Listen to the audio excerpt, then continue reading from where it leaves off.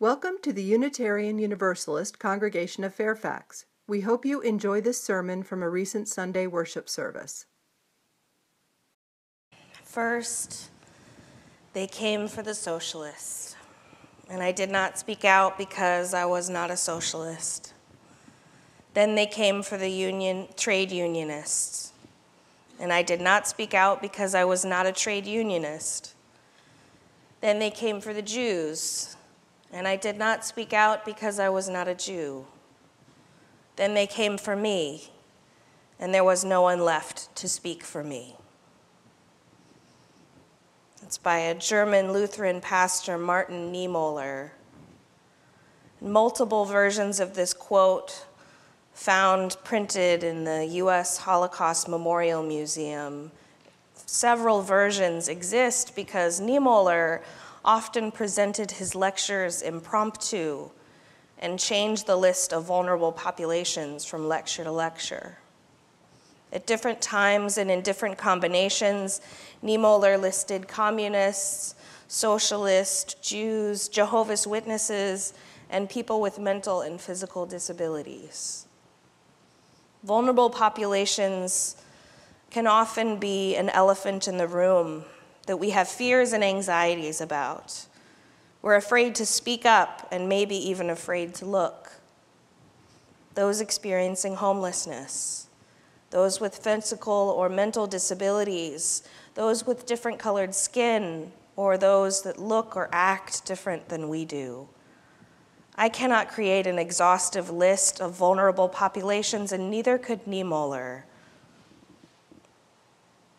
We don't want to offend, so we avoid eye contact or speaking. We don't want to say the wrong thing or do the wrong thing, so we simply do nothing at all.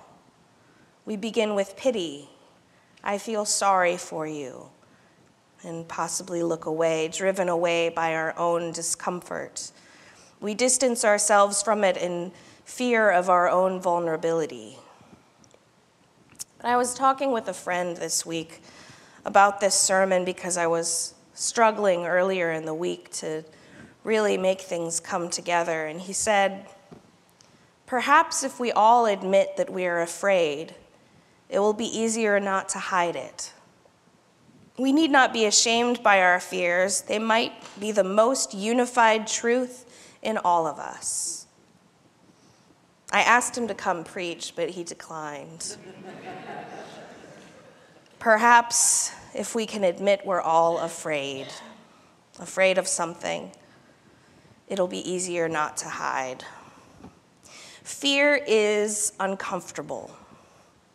The ultimate discomfort, right? Because it's not pain yet. It's a fear of pain. Oh no, what will happen if I open my heart to this? I might get hurt. It might hurt really bad, and I might not recover. But when discomfort is present, I invite you to be mindful of it, to practice mindfulness. Like the Rumi poem suggests, welcome it as a guide from beyond. Discomfort is part of our human experience and a large part of vulnerability. It's when we become afraid of it and try to suppress it that it causes trouble. If you imagine witnessing vulnerability in stages, you might begin with pity. I feel sorry for you. We might turn away, turn off the TV, get uncomfortable, and try not to stay there too long. Now, don't get me wrong, I've been there. I am there a lot. It's a real place to begin, pity. But the next stage is sympathy. I feel for you. And we've got sympathy cards in the stores for lots and lots of losses. You put it in an envelope with a stamp on it and send it on its way. You can express sympathy from a safe distance, and that makes our discomfort a little better. Again, don't get me wrong, sympathy cards are really nice, and it's a really good intention. I just want to see if we can explore beyond that, push a little bit further. Because the next stage up from that is empathy. I feel with you. The next stage is compassion. I am here to help.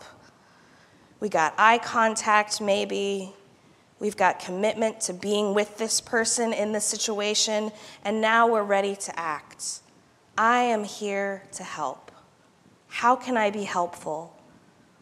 How can I be part of the solution, be with you in the solution without trying to fix or save you? As you ascend through these stages, your understanding of the other's experience increases, as well as your willingness to support. So often, our responses to vulnerability indicate our own insecurities and fears, right? We change the subject, offer a sandwich, try to silver lining things. But when we choose empathy, we're able to be with people in their experience.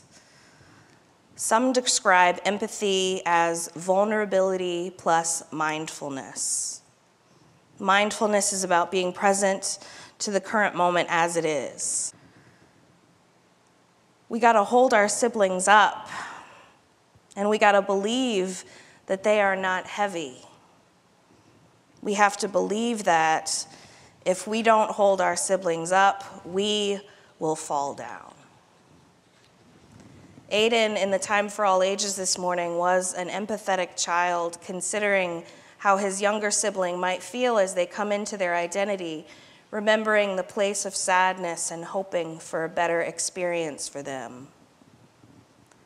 How can we enter into that space with Aiden and hold in our hearts compassion and hope enough to care and do something about it, even if it means being vulnerable too? Dr. Cornel West, American philosopher, writes that empathy is not simply a matter of trying to imagine what others are going through, but having the will to muster enough courage to do something about it. In a way, empathy is predicated on hope. There was a teacher, a rabbi, talking to his followers one day, and he said to them, "I was naked, and you clothed me. I was sick, and you took care of me. I was in prison, and you visited me." And his followers said, "When was this? I didn't do any of those things to you." And the rabbi responded, "Honestly, just as you did it to the least of these, you have done it to me." And in that moment, the rabbi's followers began to understand that their liberation was bound up with everyone else's. If they didn't lift their brother up, they would fall. The compassion or lack of compassion that we hold in our hearts impacts everything around us. Every person we meet holds the entire universe within them. We are bound up, inextricably bound. And it's the willingness to hold in your heart the capacity to hope, the capacity for compassion, the capacity for action, the capacity for vulnerability that leads our path to beloved community. When we realize our fate, our liberation, our lives are all part of an interconnected web. May we all get free and vulnerable together. Amen. Thank you for listening to this sermon from the Unitarian Universalist Congregation of Fairfax. To listen to more sermon podcasts, go to uucf.org/worship-services and scroll down to sermon podcasts.